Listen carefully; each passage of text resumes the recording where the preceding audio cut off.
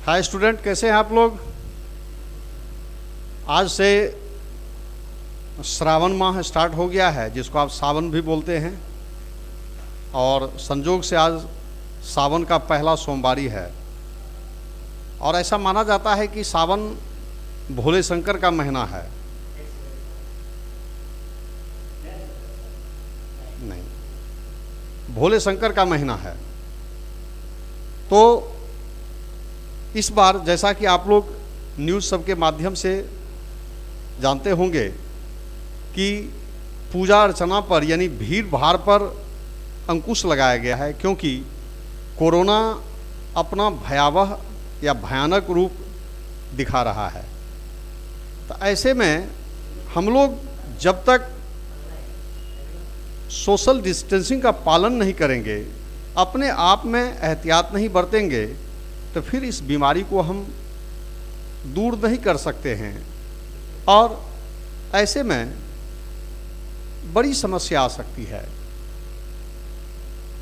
तो हम लोग सभी नियमों का पालन करते हुए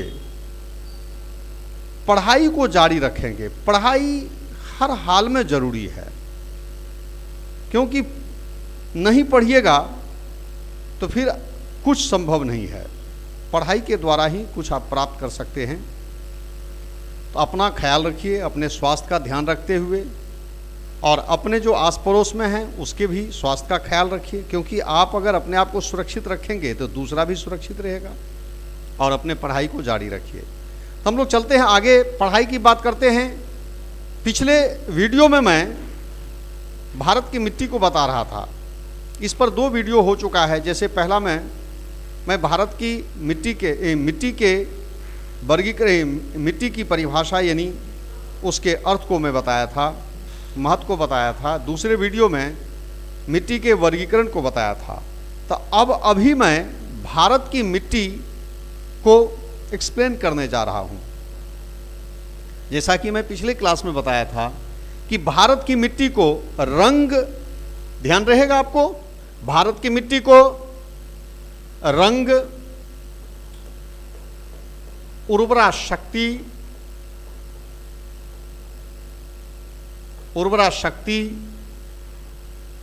रासायनिक गुण,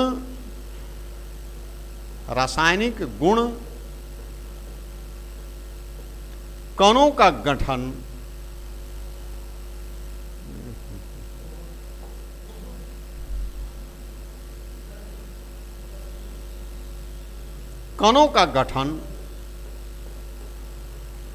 कणों का गठन तथा मृदा परिच्छेदिका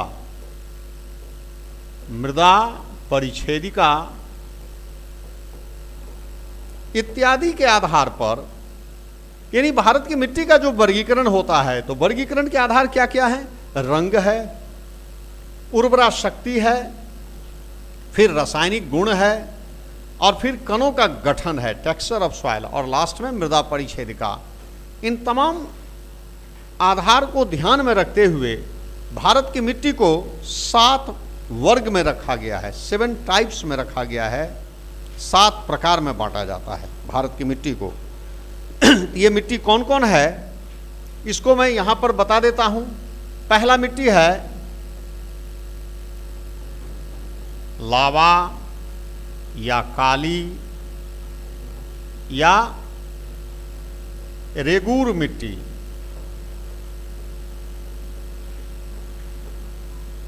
इसको अंग्रेजी में कहेंगे लावा सॉइल या ब्लैक सॉइल या रेगूर सॉइल। दूसरा हो गया लाल और पीली मिट्टी, रेड एंड येलो सॉइल। उसके बाद तीसरा लैटराइट मिट्टी, लैटराइट सॉइल। चौथा जलोढ़ मिट्टी, एल्यूवियल सॉइल। पांचवा मरुस्थलीय मिट्टी,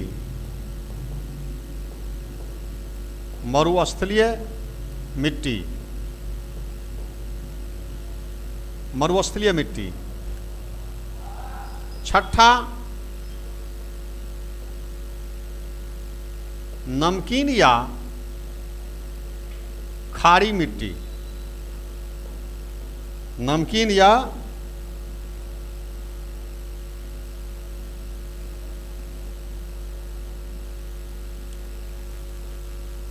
खारी मिट्टी। और सातवां अंतिम है पर्वतीय मिट्टी। पर्वतीय मिट्टी। ये 7 टाइप्स हैं। लावा सॉइल, ब्लैक सॉइल और regur soil. Second, red and yellow soil. Third, laterite soil. Fourth, alluvial soil. Fifth, desert soil. Sixth, saline soil. और सेवेंथ, माउंटेन सॉइल। ये 7 टाइप्स हैं भारत की मिट्टी के। अब इस मिट्टी को हम लोग मानचित्र पर देखते हैं। ये देखिए, ये जो मैप दिख रहा है, इस मैप में काली मिट्टी का ये क्षेत्र है, जो आप इस कलर को देखते हैं। यहाँ पर देखिए दिया हुआ है ब्लैक सॉइल का। उसके बाद लाल और पीली मिट्टी का ये क्षेत्र है। ये जो रेड वाला भाग देखते हैं आप, यहाँ देखिए, ये लाल और पीली मिट्टी का ये क्षेत्र है।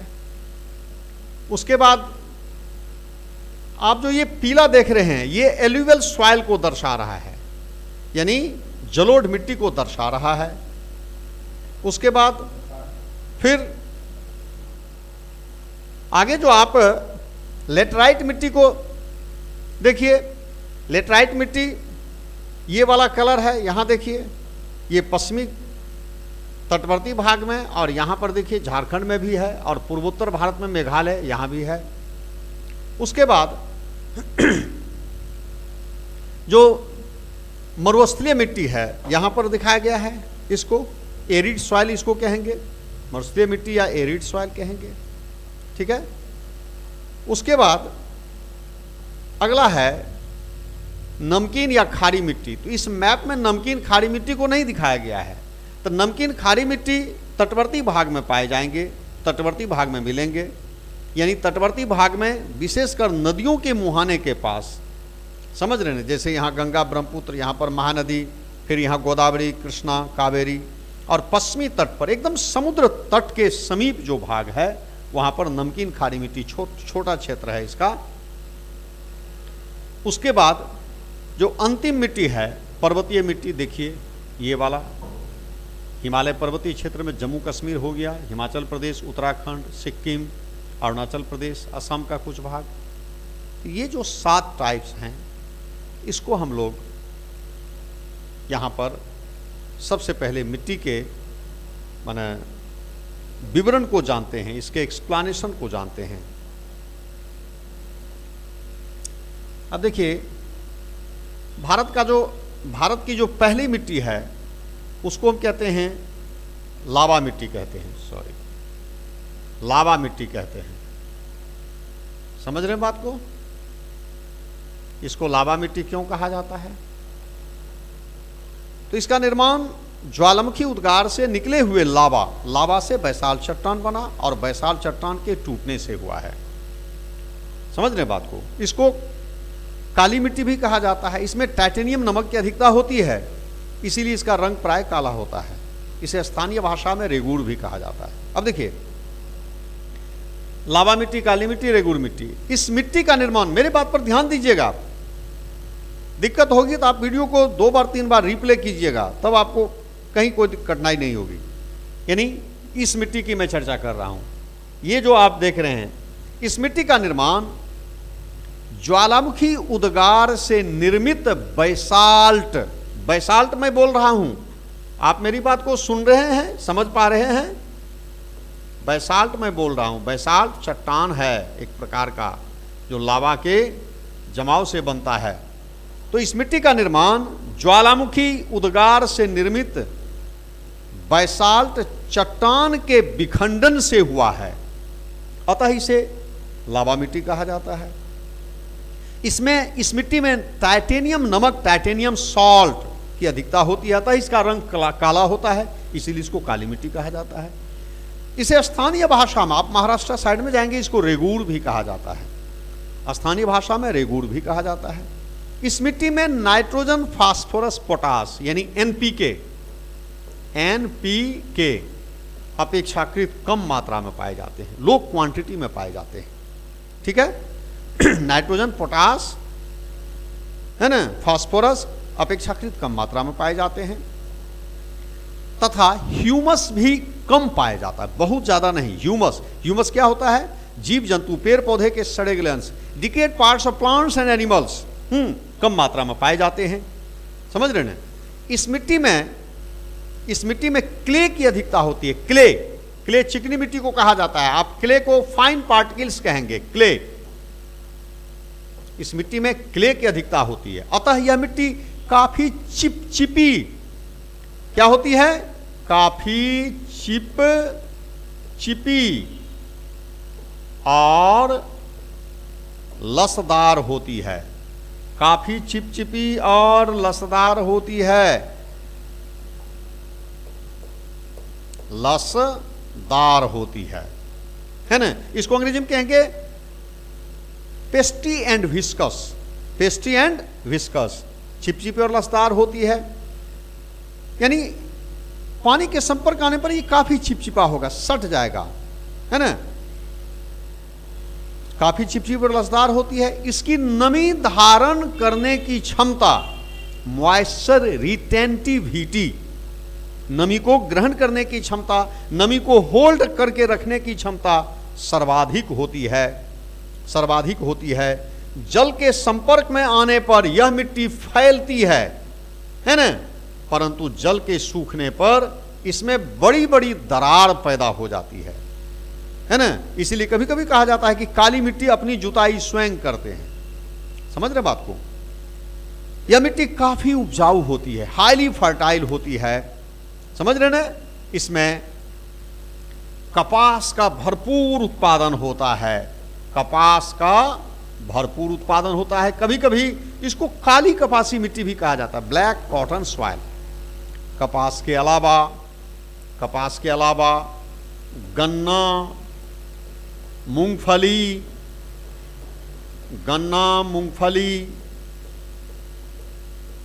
ज्वार इत्यादि फसलों का भी उत्पादन होता है इसमें। ठीक है, समझ गए?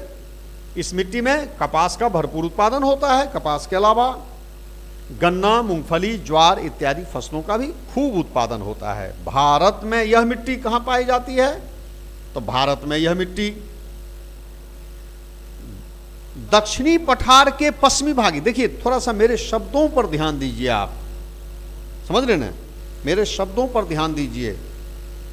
भारत में यह मिट्टी दक्षिणी पठार, ये जो पठार है, के पश्चिमी भाग में, विशेषकर महाराष्ट्र, देखिए महाराष्ट्र पूरा, गुजरात, उसके बाद पश्चिमी मध्य प्रदेश यानी मध्य प्रदेश का पश्चिमी भाग, कर्नाटक और तेलंगाना का उत्तरी पश्चिमी भाग, देख रहे हैं ना, ये पूरा महाराष्ट्र, एमपी का पश्चिमी भाग, गुजरात, उसके बाद कर्नाटक, तेलंगाना का उत्तरी पश्चिमी भाग इत्यादि में पाई जाती है। समझ गए? अब है दूसरा मिट्टी है जिसको हम कहते हैं लाल और पीली मिट्टी। समझ रहे बात को? इस मिट्टी का निर्माण रवेदार समझते हैं, दानेदार, इसको अंग्रेजी में कहते हैं क्रिस्टलीन, रवेदार। इस मिट्टी का निर्माण रवेदार, आग्नेय, इग्नियस और परिवर्तित चट्टानों के विखंडन से हुआ है। रवेदार, आग्नेय और परिवर्तित चट्टानों के विखंडन से हुआ है, अतः इसके कण बड़े होते हैं। अब देखिए, ये जो मिट्टी बनी है लाल पीली मिट्टी, उस चट्टान से बनी है जिस चट्टान में कण बड़े बड़े कण होते हैं, रवा होता है।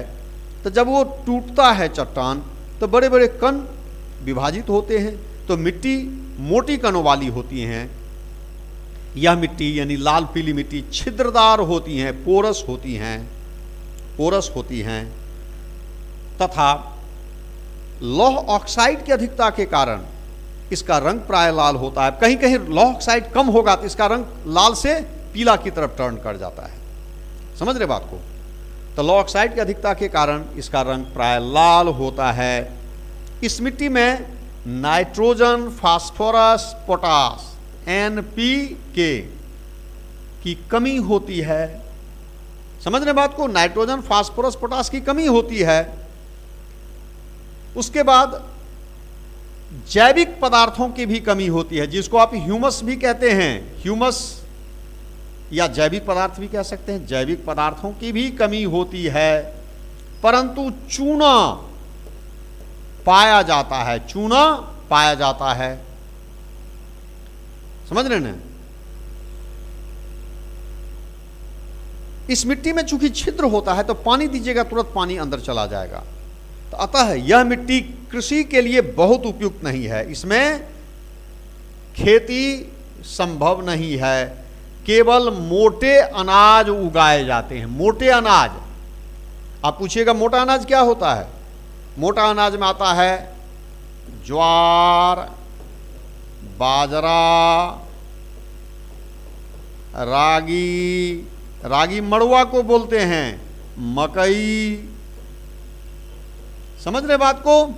इस मिट्टी में मोटे अनाज का उत्पादन किया जा सकता है। भारत में यह मिट्टी आंतरिक प्रायद्वीपीय पठार, ध्यान दीजिएगा, आंतरिक प्रायद्वीपीय पठार में पाई जाती है। जैसे देखिए तमिलनाडु, कर्नाटक, आंध्र प्रदेश, तेलंगाना, छत्तीसगढ़, मध्य प्रदेश का पूर्वी भाग, उड़ीसा, झारखंड, ठीक है, उत्तर प्रदेश का मिर्जापुर के आसपास का भाग, दक्षिणी भाग, है ना।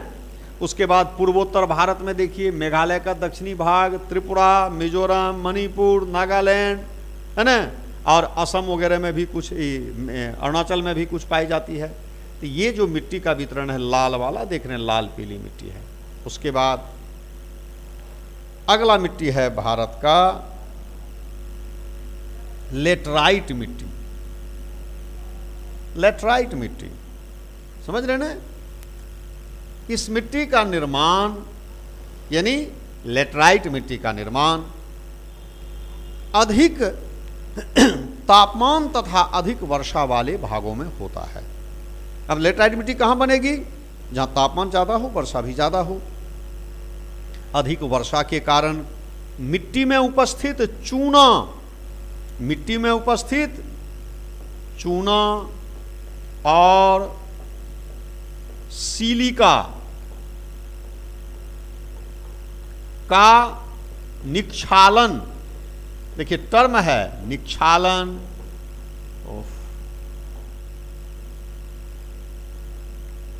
चूना और सिलिका का निक्षालन, या इसको अपक्षालन भी कहा जाता है। अपक्षालन, अंग्रेजी में इसको लीचिंग कहा जाता है।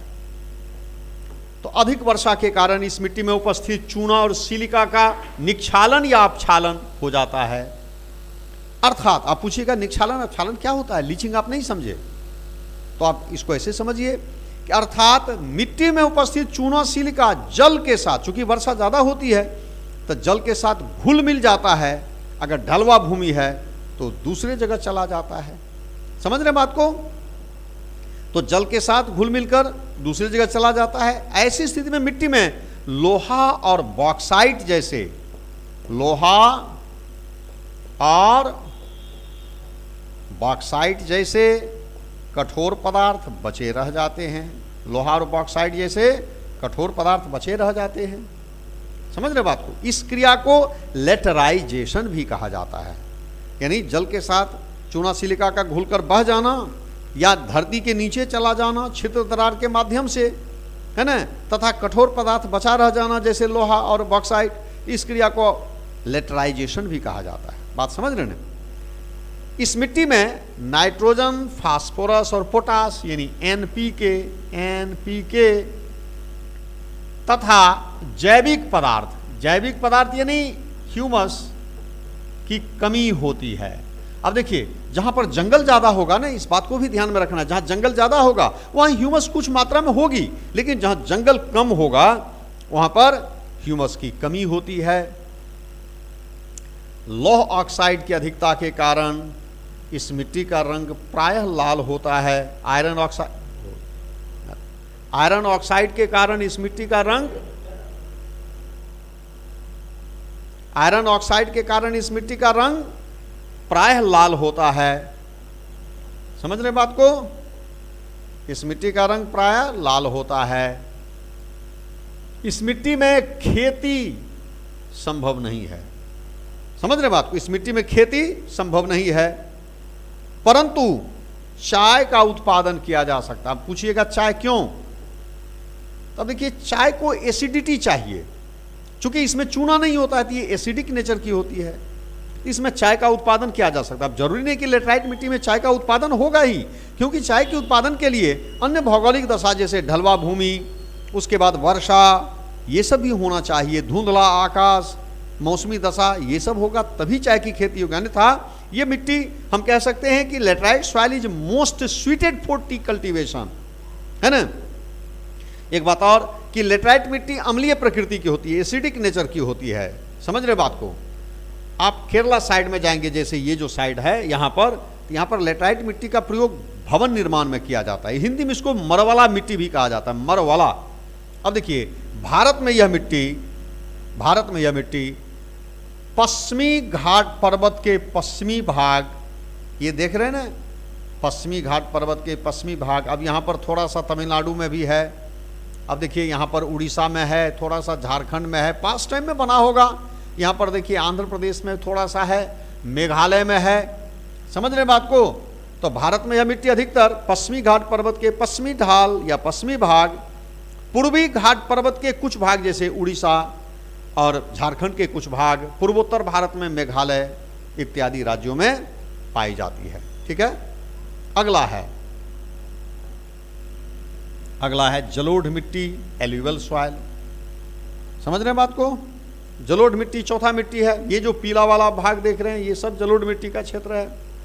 इस मिट्टी का निर्माण नदियों के द्वारा लाए गए अवसाद यानी सेडिमेंट, नदियों के द्वारा लाए गए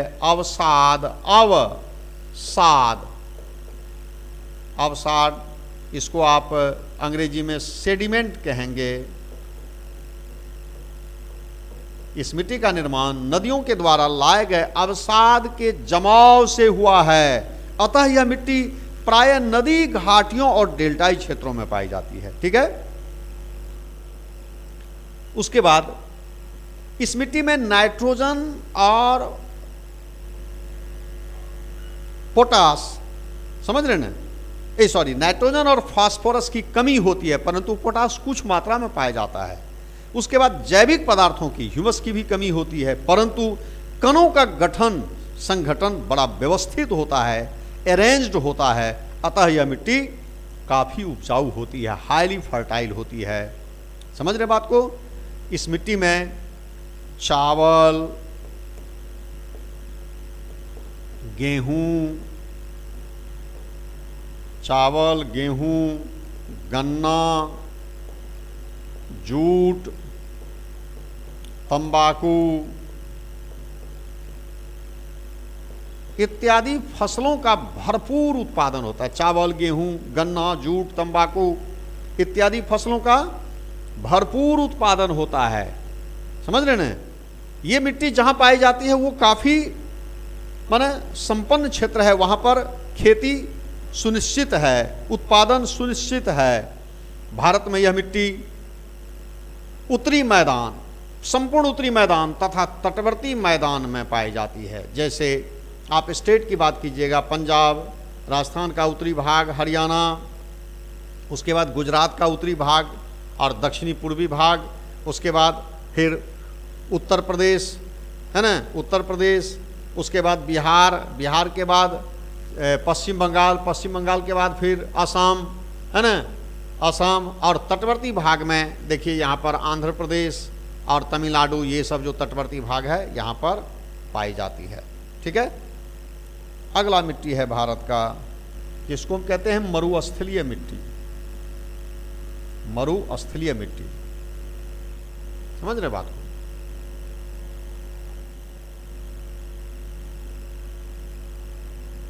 मरुस्थलीय मिट्टी, इसको डेजर्ट सॉइल कहते हैं। अब देखिए, इस मिट्टी का निर्माण, इसको शुष्क मिट्टी भी कह सकते हैं। इस मिट्टी का निर्माण शुष्क तथा अर्धशुष्क भागों में अर्थात मरुस्थलीय प्रदेशों में हुआ है। यहाँ वार्षिक वर्षा की तुलना में वाष्पीकरण ज़्यादा होती है, अर्थात एक साल में जितनी नमी मिलती है, पानी मिलता है मिट्टी को, उससे कहीं ज़्यादा वाष्पीकृत हो जाता है। ऐसी स्थिति में यह मिट्टी असंगठित हो जाती है ना, असंगठित होकर धूल कणों में परिवर्तित हो जाती है। ऐसी असंगठित मिट्टी को राजस्थान में भूर कहा जाता है, यानी भुरभुरी समझते हैं। ऐसी असंगठित मिट्टी को राजस्थान में भूर कहा जाता है। इस मिट्टी में नाइट्रोजन कुछ मात्रा में पाया जाता है, फास्फोरस पोटास की कमी होती है, ह्यूमस नहीं होता है ना, ह्यूमस नहीं होता है, परंतु सिंचाई की सुविधा उपलब्ध होने पर इसमें खेती की जा सकती है। तथा अगर सिंचाई उपलब्ध हो, पानी उपलब्ध हो, इसमें हम चावल, गेहूँ, गन्ना, चना, सरसों, जौ इत्यादि फसलों का हम भरपूर उत्पादन कर सकते हैं, लेकिन बस शर्त है कि पानी होना चाहिए। भारत में यह मिट्टी राजस्थान के पश्चिमी भाग में, मरुस्थलीय भाग में पाई जाती है। अगली मिट्टी है नमकीन या खारी मिट्टी, इसको हम कहेंगे स्लाइन सॉइल। समझ रहे ना, इस मिट्टी का जो क्षेत्र है तटवर्ती भाग में है, समझ रहे ना। अब देखिए, कहा जाता है कि जब मिट्टी में सोडियम के क्लोराइड तथा मैग्नीशियम के सल्फेट होते हैं, सोडियम के क्लोराइड और मैग्नीशियम के सल्फेट होते हैं, तो मिट्टी नमकीन होती है। ऐसी नमकीन मिट्टी को केरल में कड़ी कहा जाता है, यानी ऐसी नमकीन मिट्टी को केरल में कड़ी कहा जाता है। समझ रहे ना, केरल में कड़ी कहा जाता है ना। इस मिट्टी में खेती संभव नहीं है, परंतु नारियल का उत्पादन किया जा सकता है। नारियल के लिए बेस्ट मानी जाती है और इसमें नारियल खूब उत्पादित भी होता है। समझ रहे ना। भारत में यह मिट्टी पूर्वी एवं पश्चिमी तटवर्ती भाग में विशेषकर नदियों के मुहाने और डेल्टाई क्षेत्रों में पाई जाती है। जैसे देखिए, आप मेरे इस स्केच को देखिए, यहाँ पर गंगा ब्रह्मपुत्र का डेल्टाई भाग है, यहाँ महानदी का डेल्टा होगा, यहाँ पर गोदावरी का डेल्टाई भाग, यहाँ पर कृष्णा का डेल्टाई भाग, फिर ये तटवर्ती भाग में तमिलनाडु तटवर्ती भाग, फिर ये केरल में तटवर्ती भाग में, उसके बाद फिर महाराष्ट्र के तटवर्ती भाग में, और यहाँ गुजरात में भी इस तरह से ये मिट्टी एकदम तट के पास पाई जाती है, कोस्ट के पास पाई जाती है। ठीक है। उसके बाद अगला है, अंतिम है पर्वतीय मिट्टी, माउंटेन सॉइल। अब देखिए, यह मिट्टी पर्वतीय क्षेत्र में, विशेषकर हिमालय पर्वतीय क्षेत्र में विकसित हुई हैं। इसका विकास शीतोष्ण तथा शीत कटिबंधीय जलवायु दशा में हुआ है। यानी पर्वतीय मिट्टी का विकास किस जलवायु दशा में हुआ है? शीतोष्ण तथा शीत कटिबंधीय, शीत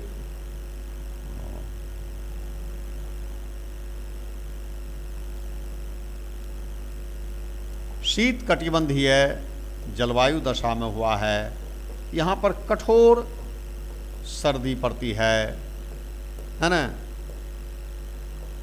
यहाँ कठोर सर्दी पड़ती है, जिससे मिट्टी में उपस्थित नमी प्राय जम जाती है। तो जब मिट्टी की नमी जम जाएगी तो मिट्टी में रासायनिक प्रतिक्रिया प्राय बाधित हो जाती है। समझ रहे हैं। दूसरा कि नमी जम जाने के कारण इस मिट्टी में जो चट्टान का वेदरिंग रेट होता है, यानी सड़ने का दर है ना, अपक्षय का दर भी निम्न होता है। अतः यह मिट्टी बड़े बड़े ढेला समझते हैं, बड़े बड़े टुकड़ा या ढेला के रूप में पाई जाती है। समझ रहे ना। इस मिट्टी में वनस्पति के अंश अधिक होते हैं, अतः यह हरापन लिए हुए दिखता है, ग्रीनिश इन कलर। समझ रहे बात को। जलवायु संबंधी कठोरता के कारण, चूंकि जलवायु यहाँ की कठोर होती है, अतः इसमें खेती संभव नहीं है। परंतु इसमें सेब, नाशपाती,